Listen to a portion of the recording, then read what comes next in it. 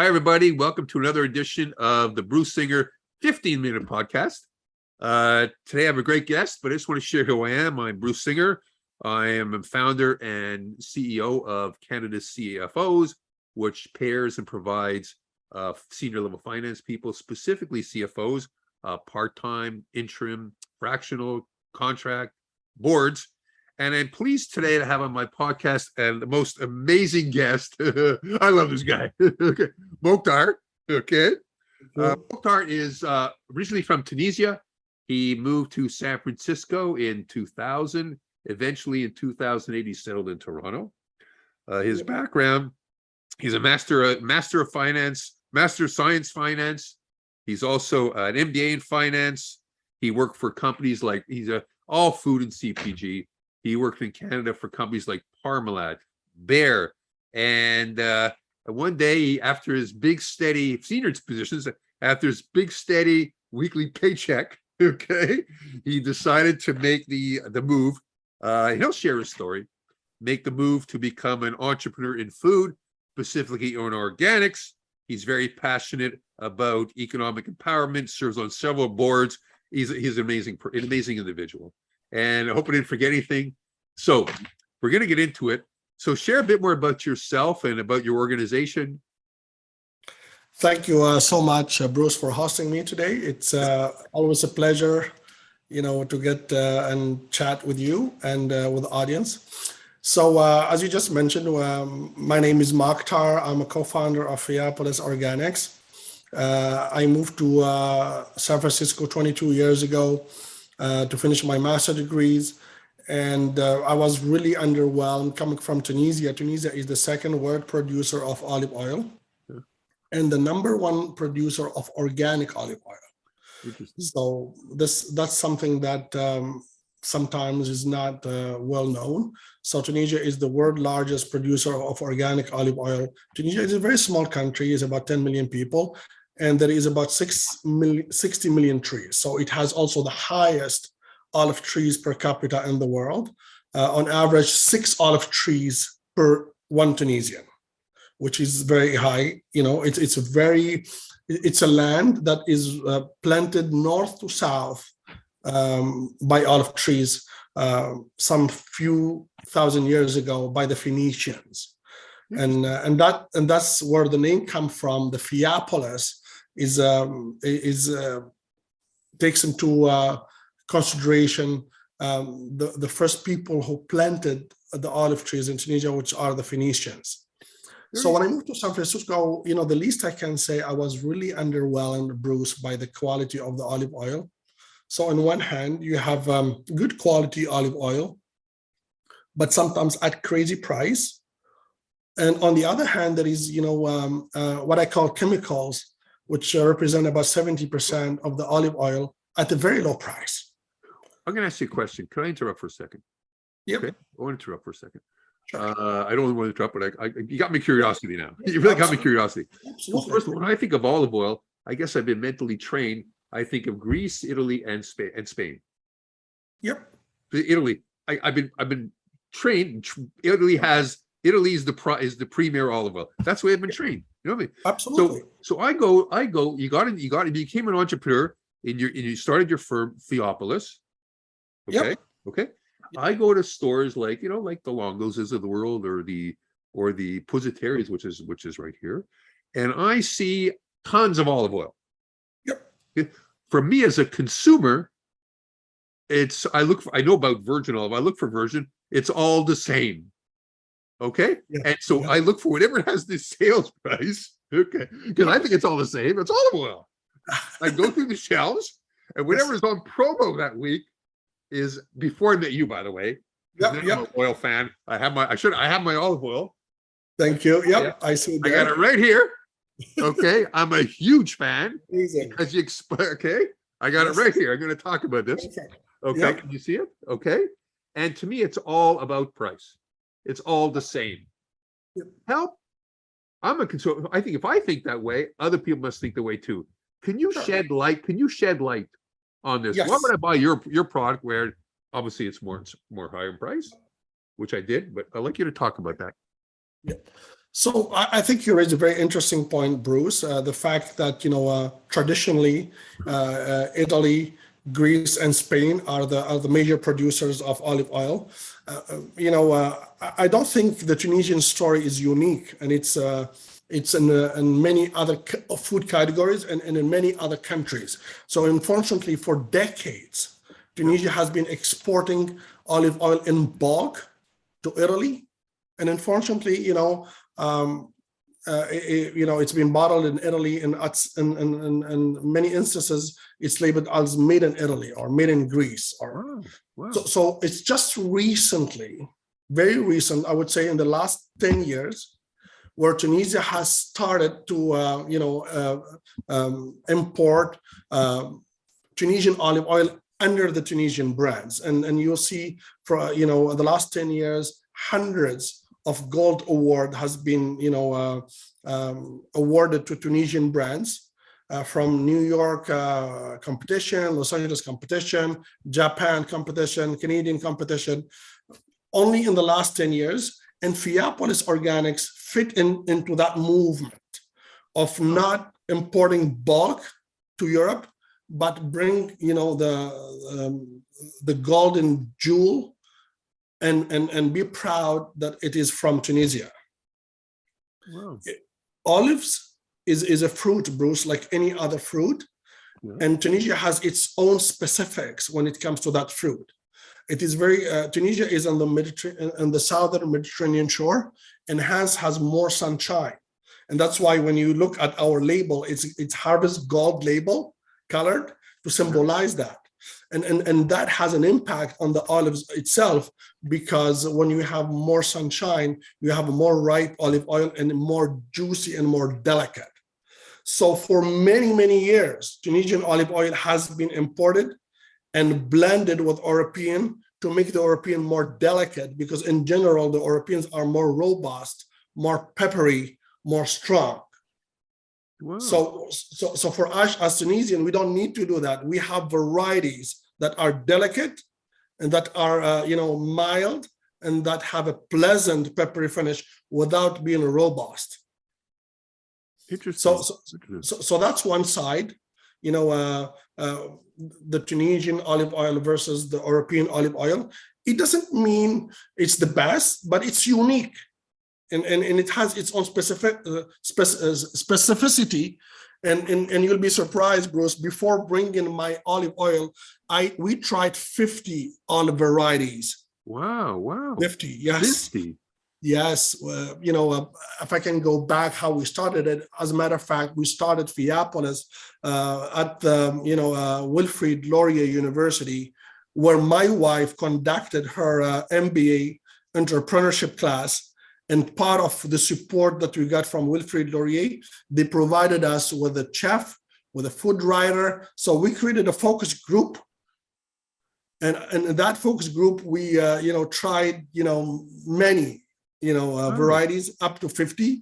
And we have chosen the variety that is now in Phoeapolis, which is called the Shimlali variety, which is a variety that is delicate with a pleasant peppery finish and a very fresh aroma. So these are the three characteristics: delicate, pleasant, peppery finish, and fresh aroma. It's not easy to do that without doing some blends. We don't do it. We have one variety. Wow. Okay. So that's a little bit of a background, about, Phoeapolis and the Tunisian olive oil. And back to your second very important point, which is, what makes us different in a very crowded shelf sometimes. When I started Phoeapolis, that's what I receive, whether from my distributors, whether from my brokers. They tell me, Mokhtar, this is a very crowded category. How can you sell in such a crowded category? Exactly. That's what I'm thinking. Yes, yeah. It is.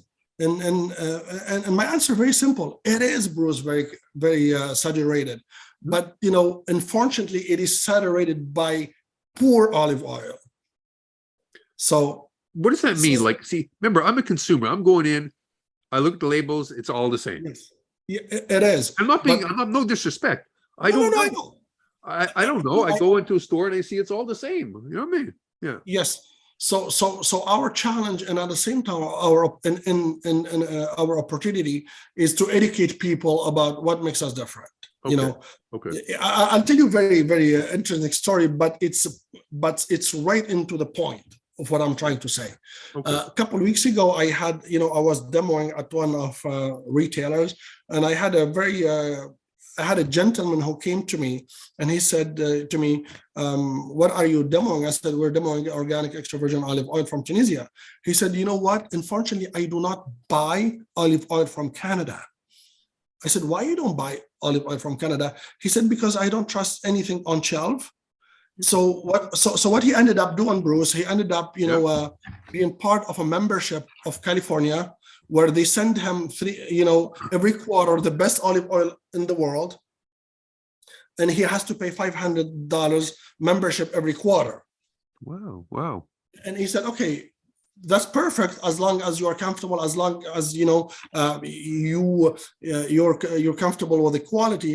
But let's go to the shelf and have a look and address your concerns." So we went to the shelf together, and out of I would say 80% of the brands there, they don't mention production date, and that was his biggest concern. So it means that yes, all of them, they will mention expiration date, but 80% of them, they don't mention production date. Yes, and I invite you and I invite the audience to check if there is any production date in their olive oil. So if I'm a consumer and I don't see production date, right away you're saying that's a red flag. Absolutely. It's So that will eliminate 80% of them. 80% in that very high-end retailer, Bruce. Interesting. In very high-end, okay? I'm I not would never talking think about like that. Yeah, yeah. Because some olive oils are like, I've seen olive oil for like $100. I know. Oh, yeah. So and we were lucky enough that my brand and only another brand, we have production date. So we are now down to 2 brands. Myself, so from a very busy category now to 2 brands on shelf. Very, very, very insightful. So then I said, to the gentleman, I said, I'm very happy that you are a connoisseur of olive oil. Can you please just smell my brand and taste it? And if you like it, maybe you might change your, maybe your thoughts. And he did that. He smelled it, he tasted, and right away he bought 6 bottles of my olive oil. Look at that, eh? Yes. But and now he's not a member of the California. Now he buys Phoeapolis in Canada. Isn't that something, eh? So let's talk about because again, I understand the concept, but me and you are both passionate about health and wellness and natural foods and organic foods. Yeah. Again, can we drill down? So what? Okay. So I might say, so what? Okay. Yep. I get it. Yep. But yep.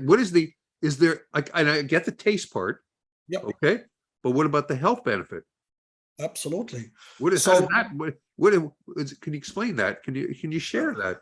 Like I want to eat healthier food. So explain how that fits into things. Yeah. Absolutely. Before we go to the health very quickly, so I want to add one more piece to this. So Phoeapolis Organics is not us claiming it's good. It's also supported by global gold awards. So experts are saying, most recently, out of 400 global brands that participated in the Canadian International Olive Oil Competition, we're talking global brand, not just brands that are marketed here in Canada. Brands across the globe. Wow. We ranked in the top 15 and we received the gold medal for that. Congratulations. Thank you so much. Good for you. Good for you. So that's what we also want, our customers to enjoy is to enjoy gold medal olive oil, not us saying, okay. That's great. Yeah. Yeah. Thank you. So back to health. So olive oil is considered is superfood. If I can summarize it in 2 words, olive oil is good fat, and we all need fat. Yes, we all need fat, and olive oil is like many other superfoods like avocado oil. They are considered as good fat, And olive oil, the good news, when it's high end, it has also antioxidants, the phenomenal antioxidants, the phenomenal polyphenols, which are ingredients that in a simplified manner will keep our cells young. Like they will keep us to age younger, slower, and that means an overall improvement to the entire body. Most recently, in many medical research, Bruce, olive oil has been attributed to be one of the great food for cardiovascular issues, for example. Wow. And you're saying it's not just olive oil, the different olive oils have different impacts? Impacts. Absolutely. So the better the olive oil, the less acidity the olive oil, the early it's harvested, the higher the antioxidants, the higher the polyphenols, and then the higher the health benefit. Okay, so in order to identify that, I'm walking into the location. Obviously, the sales price sticks out. Yes. You're saying, forget that. The first thing I would do is go to see if on the label the date. Correct. That would be the first indication. Absolutely. Just the fact by showing it, I could trust I'm getting a healthier product. That's very true. Okay, I understand it because I want to see from the first label. hurdle.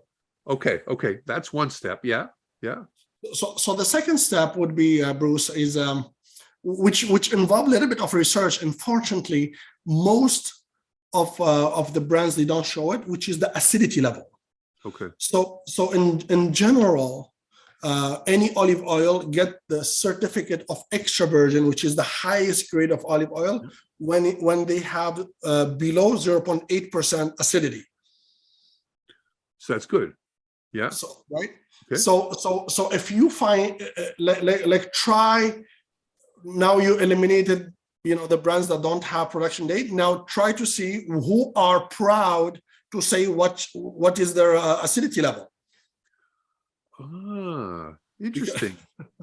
So the reason why if they don't even show their acidity level, that's another red flag. Zero. Like no one. Honestly, there is 2 brands in Canada, myself and another brand, that we show all of that. That's so interesting. Well, this has been very insightful. So now I know, or now the consumer knows is how to. I know. Because just think of it. You walk in, you're busy. You walk into a store and you just look, because how do you? Anyway, thank you so much. Thank you. Absolutely, Bruce. That's wonderful. We are all busy, and sometimes, unfortunately, in the food category, I don't think this is specific to olive oil, Bruce, by the way. In every category, unfortunately, as consumers, we have to go one step further. Yeah. Read the label carefully, read what's in there, see if there is any, certifications. We are fully certified organic, no pesticide, no GMOs, no chemicals. Good. Certified in Canada, certified in USA, certified in Europe, in all continents, we're certified organic. Okay. Thank you. So back very quickly to the acidity, because that's very important. So what's happening, because it's 0.8%, unfortunately, large corporations, they are always very close to the 0.8%, and unfortunately, they provide that certificate at the time of pressing, and unfortunately, at the time of pressing, the acidity is at its lowest. So what's happening is that once you put it on shelf for a few months, so chances are the olive oil we're getting is not any more extra virgin, because no one's going to test it at that time, 6-8 months after the pressing. That is so wow. That's where the date comes in again. The date. Absolutely. Isn't that something? If you look at premium olive oil, which we think we are, we're proud to say that our acidity level is at 0.25%. So we guarantee throughout the shelf life that you will get extra virgin olive oil. That is so incredible. Good for you. Good for you. Good for you. Well, So listen, and the acidity level it's like the KPI and Bruce, you have a finance background, yes, we and both have myself, finance background. Yeah, I talk about also that. have the finance background. So the acidity level is like the key performance indicator. Interesting. I So, want so to in actually all open up. three, I want to talk about that. Like, absolutely, and maybe so that KPI, you need to do everything right yeah, to have that low acidity, everything. Because you need to protect the olive oil from the three enemies of the olive oil, which are oxygen, heat, and light. So yeah, so that the dark so bottle. Yeah, absolutely, you yeah, see, yeah, that yeah, dark bottle. yeah, You yeah, see yeah. not I just love it. dark I love bottle. it. Thank you, I appreciate it. Yeah. Uh, Anybody that says podcast, just buy us olive oil. Don't go anywhere else. Oh, sorry, I had to give you a plug there. Oh, okay. and you see Yeah. and you see the long sleeve label as well. The label is big. Not just the bottle is dark. It costs us 2 times, but it's worth it because we're gonna protect it from light. Yeah. Okay. Also we're protected from oxygen by hand picking the olives, Bruce, right? And most unfortunately large corporation, they shake the tree Yeah. by machines. I got it. And what happens when they shake the tree, the olives get damaged, like you'll see, and they get exposed to oxygen very early in the process. No. This has been extremely insightful. I want to go back to your entrepreneurial journey now. Share that with me. So you're getting a steady paycheck, okay? Yes. Big one because because I'm in the finance field. I know what these things pay, Yep. and obviously you stopped that and you started your company and you founded your company. You got into olive oil, and share share that journey a bit and what has made that. How's it? How's it helped you? Bruce, I'll be lying if I say it was an easy decision, honestly. Yeah. It was not an easy decision. I've been in a very stable CPG, for 15 years. I was the right hand of the general manager, basically, very stable. I think when we saw the opportunity, the gap in the category was too obvious to us. Yeah, it's like what I just mentioned. All these factors make us feel there is a product that we can bring to Canadians that will improve their health, that will make their lives better. And we started Phoeapolis in a mission to make ultra premium olive oil accessible. The accessibility was the second challenge of the equation. As I mentioned earlier, there is good olive oil, but sometimes crazy prices. Phoeapolis is about good quality at reasonable price. I got it. I think the best advice I received when my wife, our co-founder, Amira, did her entrepreneurship class is from a great marketer who advised us to, and he said to us, guys, start small and test it, because and when we saw the amazing response, Bruce, I said, you know what, that's really a good sign for us that it's worth trying to pursue my passion. It is, but also since you say the marketing person, because typically it's very rare to see a finance person, especially a finance person with a secure, stable, become an entrepreneur. It's rare. It is. It's in my. I haven't seen it. It is rare. I agree. I'd like to chat about. Tell me about Absolutely. That. I think my role was a little bit. Even though it was in finance, it was a little bit unique in a sense that I was very close to the commercial teams and to the marketing teams. I think understanding the P&L, understanding the mechanism of the marketing, of the sales, might have helped me and broke that barrier of being so scared of launching something. Part of my job. How did your finance background help you? How did it help? Exactly, it in fact helped me, as you mentioned. I always remember my our prior CEO saying that don't be in a penny business with tons of volume, be in a decent volume business and a very good margin. Well, You that's know, good. I like that. I like that. yes. Good distinction. So that's kind of what I learned from my days in finance is that it is no doubt that it is very important to grow the top line, no doubt about it. But it's as important is to protect the bottom line, which is the profitability. Because at the end of the day, if you're not profitable, if you're not generating cash flow, eventually your top line growth will start to slow down, and because you cannot support it, because you cannot you cannot allocate the right dollars, or you end up selling your company after 5 years of extremely hard work at a price that you're not expect or happy to. So right? your finance background has contributed, what you're saying, to sustainable profitability. Absolutely. Absolutely. It's been really important. Yes. Well, and also, Bruce, I was part of CPG. I was part of negotiating contracts from a P&L point of view. So very large accounts, big box stores who have hundreds of programs, right, in trade spend. Yeah. Trade spend, yeah.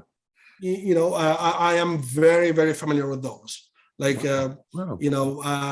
I was the guy to go to understand if the programs at a specific big box store in Canada. So I fully understand not just the overall picture of the P&L, but line by line for a CPG company, including the mysterious trade spend, and we can have another discussion about that. Bruce. Wow. Yeah, that's a whole other. Exactly. It's a trade spend. Promo 1, promo 2, promo 3. Bonuses, you name it. BOGO. That's another podcast. Absolutely. I'd love to have. And unfortunately, if CPG founders are not aware how much is going to cost them to bring one unit on shelf, it might become challenging as well. Good point. And that's why, and again, I don't think there is one formula of success, Bruce. Every startup is different, but a good understanding of P&L is the same. Thank you. You cannot understand P&L different than my understanding. Numbers are numbers, kind of. Yeah. If you're losing money, you're losing money. You cannot have an opinion about it. Yeah. Mokhtar, we're going to end the podcast because, again, I think I told you I trying to keep them short. This has been extremely insightful, and I thank you for doing this. And I've learned a lot. I'm a fan. I'm a fan before this podcast. Okay, now I'm even a bigger fan because I learned something. I learned something that I didn't even know from before. And about olive oil, and specifically your products, and about all and also the finance background and P&L, and there's some great takeaways. And I thank you so much, and thank you to the audience for listening. And there's more great stuff coming.